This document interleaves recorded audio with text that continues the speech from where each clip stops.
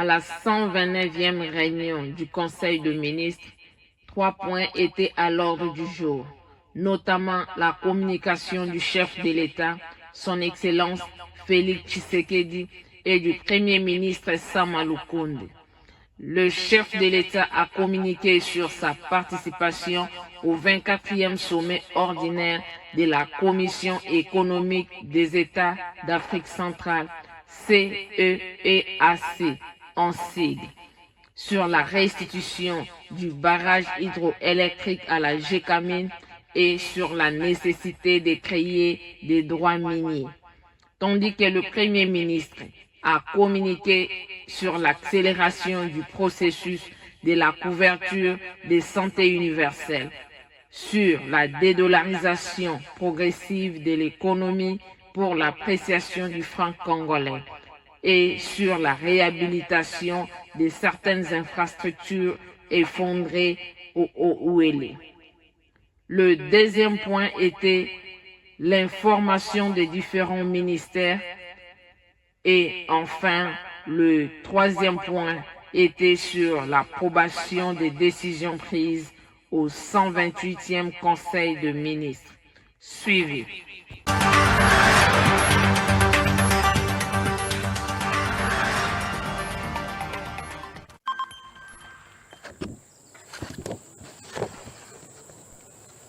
Compte rendu de la 129e réunion du Conseil de ministres. Le président de la République, Félix Antoine Tshisekedi Tshilombo, a présidé ce vendredi 15 mars 2024 à la Cité de l'Union africaine, la 129e réunion du Conseil de ministres. 3 points étaient inscrits à l'ordre du jour, à savoir 1. Communication du président de la République, chef de l'État. 2. Points d'information. 3. Approbation d'un relevé des décisions du Conseil de ministres. La communication du président de la République a porté essentiellement sur 3 points, à savoir 1.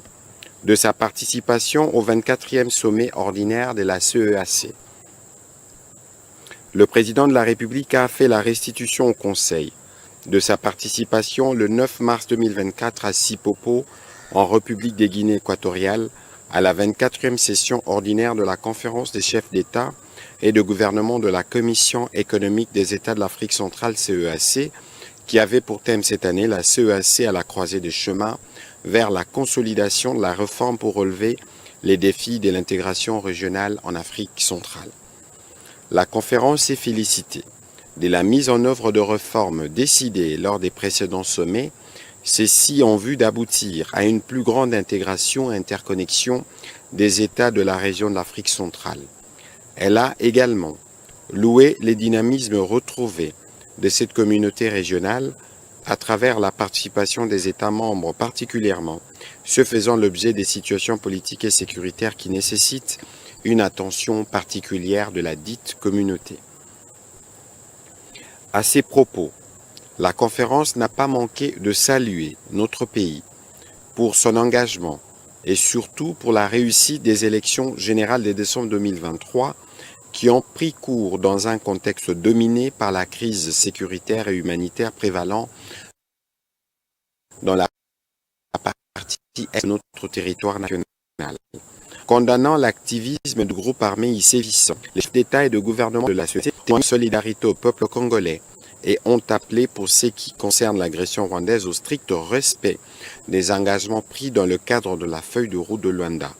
Vu l'importance que revêt cette communauté dans nos rapports au monde extérieur, particulièrement sur le plan continental et international, le président de la République a exhorté les gouvernements à renforcer leur synergie en vue de préserver la place de choix que nous occupons au sein de cette organisation.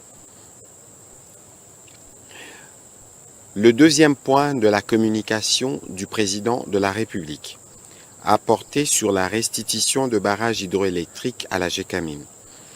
Le président de la République a été saisi des difficultés éprouvées par la Société nationale d'électricité dans la gestion de certains barrages hydroélectriques, particulièrement celui confié par le gouvernement et qui compte parmi les actifs de la Gécamine. Il a cité à titre d'exemple la gestion de la réhabilitation du barrage d'Enzilo. Cette situation est source de lourdes conséquences, non seulement sur la fourniture en électricité, aussi bien aux populations qu'aux entreprises minières opérant dans le champ de ce barrage. Il a chargé le gouvernement, à travers la ministre d'État, ministre du portefeuille, et les ministres des Ressources hydrauliques et électricité, chacun dans la limite de ses attributions, d'examiner les voies et moyens pour résoudre ces problèmes et de lui faire rapport dans les meilleurs délais. Le troisième point de la communication du président de la République a porté sur la nécessité de créer des droits miniers et des carrières pour tous les régés des mines des sociétés minières du portefeuille. Des sociétés minières du portefeuille semblent être encouragées à poursuivre la pratique qui consiste à geler les substances minérales issues de rejets, autrement appelées remblais, situées dans les périmètres couverts par des permis d'exploitation ou des autorisations d'exploitation de carrières permanentes au mépris de la loi numéro 18/001 du 9 mars 2018, modifiant et complétant la loi numéro 007/2002 du 11 juillet 2002 portant code minier. Face à cette situation, le président de la République tient à capitaliser la valeur économique potentielle qui existe dans les rejets des mines et qui pourrait aisément servir à relancer ou à accroître la production minière de notre pays en vue de rapporter à l'État des recettes substantielles pour son développement économique et social. Cependant, l'absence continue des droits miniers couvrant l'intégralité des rejets des mines des sociétés du portefeuille aurait tendance à favoriser la fraude en cas d'exploitation clandestine, des cessions d'actifs et ou la non prise en compte de la valeur des rejets dans les capitales sociales des sociétés communes. Par conséquent, scelle une transparence totale en la matière pour revenir à bout du phénomène. Ceci en créant notamment de droits miniers sur le dit rejet, auquel s'ajouterait l'élaboration d'un répertoire complet et actualisé de façon récurrente par le cadastre minier en vue de permettre à l'État congolais d'élargir l'assiette des profits de l'exploitation des substances minérales au rejet. C'est pourquoi il a chargé la ministre des Mines de veiller à la prise en compte de ce potentiel économique qui devra se concrétiser par un suivi transparent et réglementé de l'exploitation de ce rejet, d'instruire le CAMI de contacter les différentes sociétés concernées en vue de créer de droits miniers sur tout le rejet des sites miniers de la République démocratique du Congo. Dans la suite de la communication du président de la République, le Premier ministre chef du gouvernement a axé son intervention sur 3 points. Le premier point a porté sur l'accélération du processus d'extension du programme de la couverture santé universelle dans les 26 provinces de la RDC. Il a, en sa qualité de vice-président du comité de pilotage du Conseil national de la couverture santé universelle, présidé une réunion avec le membre du gouvernement concerné ainsi que le coordonnateur du Conseil national de la couverture santé universelle pour faire le point de l'implémentation de cette réforme. Dans sa phase opérationnelle, qui a débuté avec la gratuité de la maternité, les résultats sont plutôt satisfaisants. Ils ont dégagé, au cours de cette réunion, le principe de la progressivité dans l'extension du programme aux provinces avec une priorité pour les membres de forces armées, de la police nationale et des services de sécurité. En ce qui concerne la demande d'extension, voulue expressément par le président de la République au cours de son intervention à la 127e réunion du Conseil des ministres, la gratuité de la maternité devrait passer de 5 à 12 provinces d'ici le mois d'avril prochain et que le reste de provinces seront concernées d'ici la fin de l'année. En outre, le gouvernement travaille à la mise en place de l'obligation individuelle de l'assurance maladie et des mécanismes innovants de financement de la couverture santé universelle. L'examen du cadre macroéconomique était le deuxième point de la communication du Premier ministre. Il a en effet présidé, comme de coutume, le mercredi 13 mars 2024, la réunion hebdomadaire du comité de conjoncture économique pour suivre de près l'évolution des principaux agrégats de l'économie nationale dans le but de maintenir la stabilité du cadre macroéconomique. La situation sur le marché des changes nécessite en effet une politique monétaire restrictive devant contribuer à l'appréciation du franc congolais par rapport au dollar américain. Il s'agit d'appliquer notamment les mesures suivantes. L'obligation de payer les droits, taxes, redevances et factures des entreprises et services publics en francs congolais à partir du 1er avril 2024, y compris l'installation des terminaux dans les supermarchés, des terminaux en francs congolais. La poursuite du processus de dédollarisation de l'économie nationale, la poursuite de la politique de diversification de l'économie et la finalisation de réformes entreprises par la Banque centrale du Congo en matière de paiement. Dans cet élan, et pour contenir les pressions macroéconomiques actuelles, la poursuite d'une politique budgétaire prudentielle pour préserver la viabilité budgétaire et la qualité des dépenses publiques s'impose. Le gouvernement s'emploie donc à rationaliser ses dépenses en priorisant les dépenses sociales incompressibles afin de préserver le pouvoir d'achat de la population d'une part et d'autre part les dépenses sécuritaires et des souverainetés pour imposer l'autorité de l'État dans la partie orientale du pays. Enfin, le Premier ministre chef du gouvernement a fait la restitution de la réunion qu'il a eue avec les députés du caucus du Haut-Touélé pour échanger sur la situation générale de la province, particulièrement dans les volets infrastructures, avec l'effondrement de quelques infrastructures, notamment l'effondrement des ponts Kibali et Bomakandi en territoire de Ouatsa, la dégradation avancée de ponts Dungu à Faradje, Kibali à Dungu, Nzoro reliant Ouatsa et Faradje et Gada de Niagara, et la réhabilitation de ces infrastructures par le gouvernement central. Les ministres des ITPR a été chargé de faire un suivi étroit pour donner une réponse rapide à ces demandes.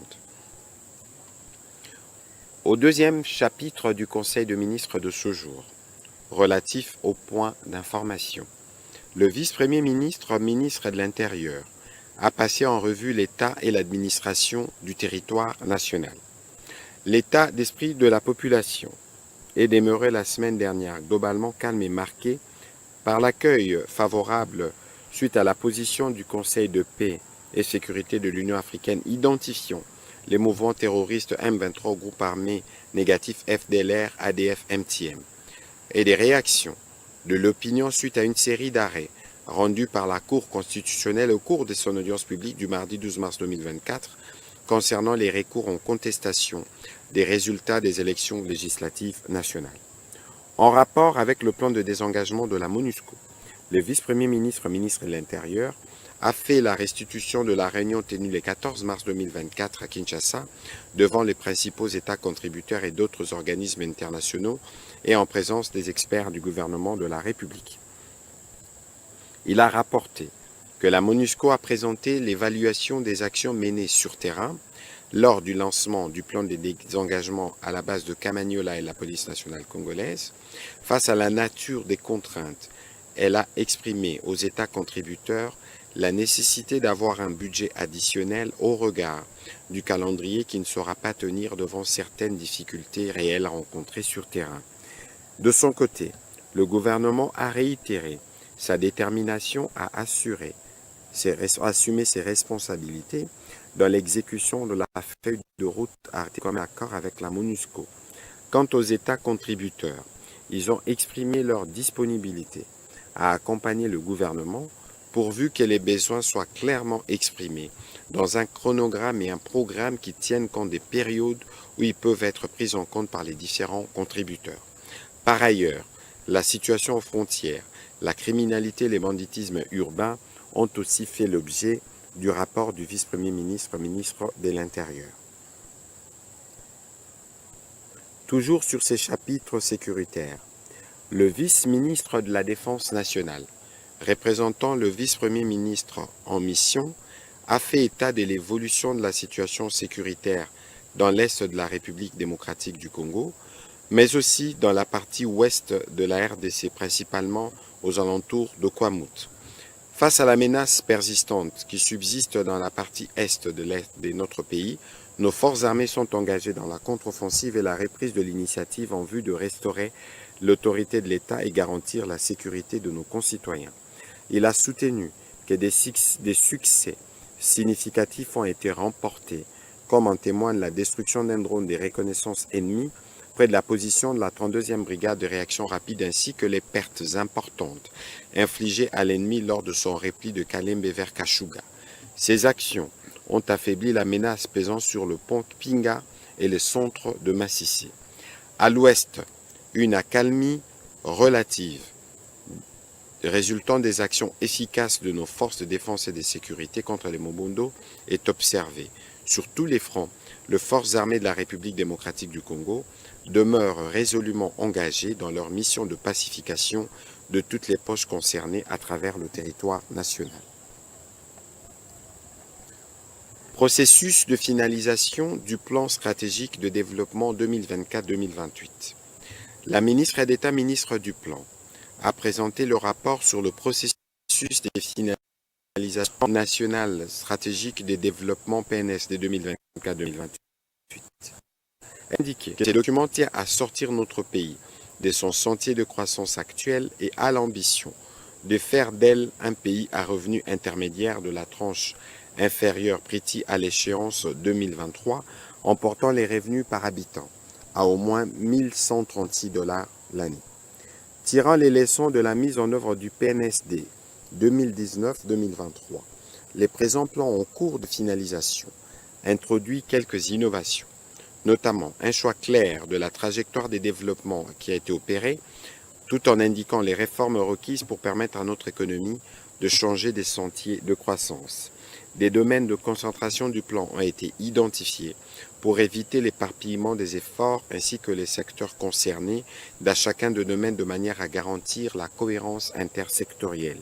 La nécessité d'aligner les budgets annuels sur les priorités stratégiques du PNSD a été renforcée et tous les programmes du gouvernement PEDEL 145 territoires, INGA 3, Banane à gratuité de l'enseignement ont été intégrés dans ces plans. Les dispositifs du suivi et évaluation du PNSD a été renforcés par la mise en place d'un véritable processus PBBSE. La ministre d'État, ministre du Plan, a souligné que le PNSD 2024-2028 a retenu quelques programmes structurants, notamment dans les secteurs agricoles, mines et hydrocarbures, industriels, sociaux, infrastructures sécuritaires et rurales. Enfin, concernant les étapes finales de la finalisation du document du PNSD 2024-2028, des consultations seront organisées dès la semaine prochaine avec de parties prenantes clés dans les partenaires techniques et financiers et les ministères impliqués dans les processus de diversification de l'économie nationale. Ces consultations permettront notamment de garantir l'appropriation des priorités nationales planifiées dans le nouveau PNSD.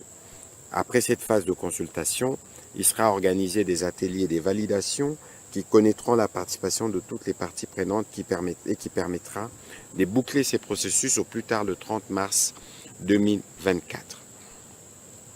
Et pour terminer, elle a proposé que le PNSD 2024-2028 soit introduit au Parlement au moment du débat sur l'orientation budgétaire après son adoption par le gouvernement qui pourra se faire au plus tard avril 2024.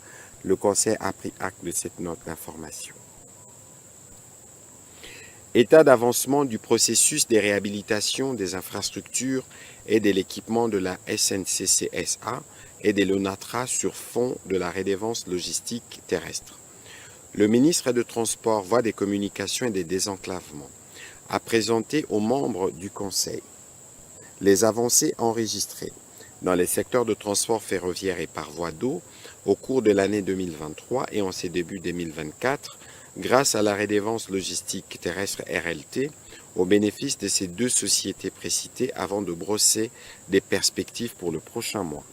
En ce qui concerne l'ONATRA, les ressources de la RLT lui ont permis d'accélérer les travaux d'aménagement des quais et terminaux tout en renforçant son équipement dans le cadre du projet de port de Matadi pour faciliter une meilleure circulation de personnes et des biens dans cet espace, tout en ayant des aires dégagées pour décharger les marchandises importées.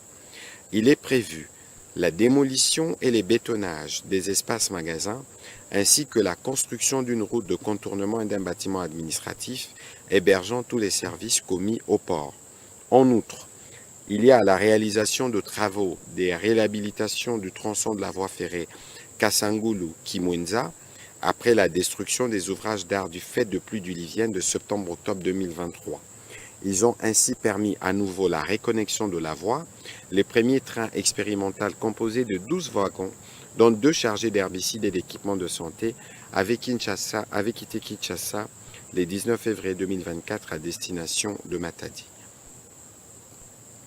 En ce qui concerne la SNCC, les fonds issus de la RLT ont été essentiellement affectés en 2023 pour l'achat notamment des 22 voitures à voyageurs neuves, 20 locomotives dont 16 diesels électriques et 4 diesels hydrauliques, l'acquisition d'outils pour la maintenance des locomotives, l'achat de 1548 tonnes de rails, 29 630 traverses et éléments divers de fixation.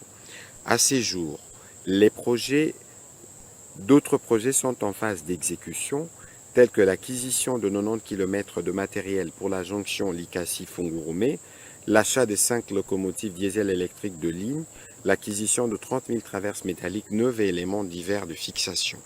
En termes de perspective, plusieurs actions sont alignées pour 2024. Elles ciblent par ailleurs des infrastructures ferroviaires et des acquisitions techniques. Par ailleurs, le Conseil a été informé de la reconduction de l'arrêté interministériel instituant la perception de la RLT pour une période de 2 ans à dater de mai 2024. Avant de conclure son intervention, le ministre de Transport est revenu sur la situation qui prévaut actuellement au sein de la société Transco, spécifiquement en ce qui concerne l'approvisionnement en carburant par la société Cobil SA. Le président de la République, sensible à ces sujets, a chargé la vice-ministre des Finances à travailler étroitement avec le ministre des Transports en vue de trouver une solution rapide et ne pas handicaper les activités de cette entreprise cruciale pour la circulation dans la ville-province de Kinshasa. Le Conseil a pris acte de ce rapport. 3 notes d'information du secteur de l'industrie. Le ministre de l'Industrie a présenté au Conseil 3 notes d'information relevant de son secteur. La première a concerné la présentation sommaire de l'étude sur les positionnements de notre pays dans la chaîne de valeur mondiale des batteries, des énergies renouvelables et des voitures électriques. Cette étude menée par les cabinets Bicotim aborde plusieurs conditions socio-économiques susceptibles de booster l'industrie congolaise de la batterie. Elle démontre que le développement de la chaîne de valeur de la batterie, des énergies renouvelables et des véhicules électriques est une opportunité d'industrialiser les pays en prenant la ville de Kamina comme point de départ au regard de ses atouts géographiques, des infrastructures existantes, de sa position centripète par rapport aux différentes sources d'approvisionnement des métaux qui rentrent dans la composition de la batterie électrique, de sa proximité avec 2 potentielles centrales hydroélectriques et sa traversée par la route nationale numéro 1. Cette étude débouche principalement à ce qui sera appelé Programme national de développement de la chaîne des valeurs de métaux de la transition énergétique, dont le Conseil congolais de la batterie aura le lead, sous l'autorité des ministères sectoriels impliqués, notamment les mines, les ressources hydrauliques et électricité, les infrastructures, les finances, l'industrie, l'environnement, etc. Il a sollicité du Conseil la convocation d'un cadre d'échange, format atelier d'immersion pour que chacun des secteurs s'imprègne de cette vision qui découle des 6 piliers du programme de gouvernance du président de la République pour ce nouveau quinquennat. La deuxième note a porté sur la nécessité d'un audit technique à court terme pour mieux préparer la reprise de la production locale dans le cadre de la relance de la cimenterie nationale SINAT. Les préalables de cette opération ont été examinés à cette occasion. La troisième et dernière note d'information s'est penchée sur le projet de la cimenterie de Maïko et la protection de l'industrie locale des carreaux et des faïences. Au sujet de la cimenterie de Maïko, le ministre de l'Industrie a sollicité du gouvernement l'autorisation de prendre un arrêté pour le suivi de l'exécution de ce projet par un comité technique à mettre en place, car il a été décidé qu'une zone économique spéciale soit implantée dans l'espace industriel de Maïko qui comprendra définitivement la cimenterie, la centrale hydroélectrique de 20 MW et la zone économique spéciale. Sur un autre volet, il a soutenu l'arrêté pris par son collègue du commerce extérieur dans le but de protéger l'industrie locale et ainsi freiner les phénomènes de dumping organisés à partir de la frontière de Lufu et qui perturbent fortement les marchés des carreaux et des faïences, principalement dans la partie ouest de la République démocratique du Congo, en rapport avec l'usine que le président de la République a inaugurée dans la zone économique spéciale de Maluku. L'appui du gouvernement a donc été sollicité pour la protection de cette industrie et particulièrement l'implication du ministre des Finances et ses services opérant aux frontières au Congo central d'initier des mesures coercitives pour stopper ces phénomènes. Le Conseil a pris acte de cette note d'information. Deux notes d'information du secteur de la formation professionnelle. La ministre de la Formation professionnelle et métiers a présenté deux notes relatives au niveau d'avancement de travaux sur le développement du cadre national de qualification et des certifications en République démocratique du Congo et sur la stratégie sectorielle de la formation professionnelle et d'apprentissage des métiers. Abordant la première note, elle a évoqué le décret numéro 23/120 du 23 novembre 2023 portant création, organisation et fonctionnement d'un établissement public dénommé Autorité congolaise des régulations des certifications et qualifications professionnelles, qui a dans ses attributions la mise en œuvre du cadre national de qualification et des certifications. En attendant la matérialisation de la structure ainsi créée, son ministère, en collaboration avec la Fondation européenne pour la formation dans son projet African Continental Qualification Framework, et la participation intéressée de la Fédération d'entreprises du Congo, a organisé un séminaire du 5 au 6 mars 2024 à Kinshasa sur les thèmes développer le cadre national de qualification et des certifications en République démocratique du Congo. À ces jours, tous les experts ayant pris part à ces séminaires sont outillés pour contribuer efficacement à l'élaboration et à la mise en œuvre du cadre national de qualification et certification en respectant toutes les différentes étapes contenues dans la feuille de route. Dans sa deuxième note, la ministre de la Formation professionnelle et métiers a indiqué que la stratégie sectorielle nationale propose une approche interministérielle placée sous la direction de son ministère, conformément aux attributions dévolues à chaque ministère du gouvernement dans l'ordonnance présidentielle numéro 22/003. L'objectif principal de cette stratégie est de dynamiser un secteur qui doit être renforcé par l'élargissement de l'offre de formation dans le secteur public, tout en valorisant les initiatives actuellement morcelées du secteur privé et informel. Elle est fondée sur 5 axes stratégiques, à savoir assurer l'accès et l'équité dans la formation professionnelle, promouvoir les parcours efficaces d'apprentissage et des compétences tout au long de la vie, améliorer la qualité et la pertinence de la formation et la certification professionnelle, améliorer l'employabilité, ainsi qu'améliorer la gouvernance sectorielle.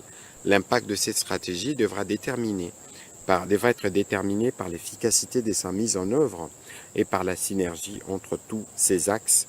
Le Conseil a pris acte de ces deux notes d'information. Lancement de la campagne sur l'initiation à la nouvelle citoyenneté.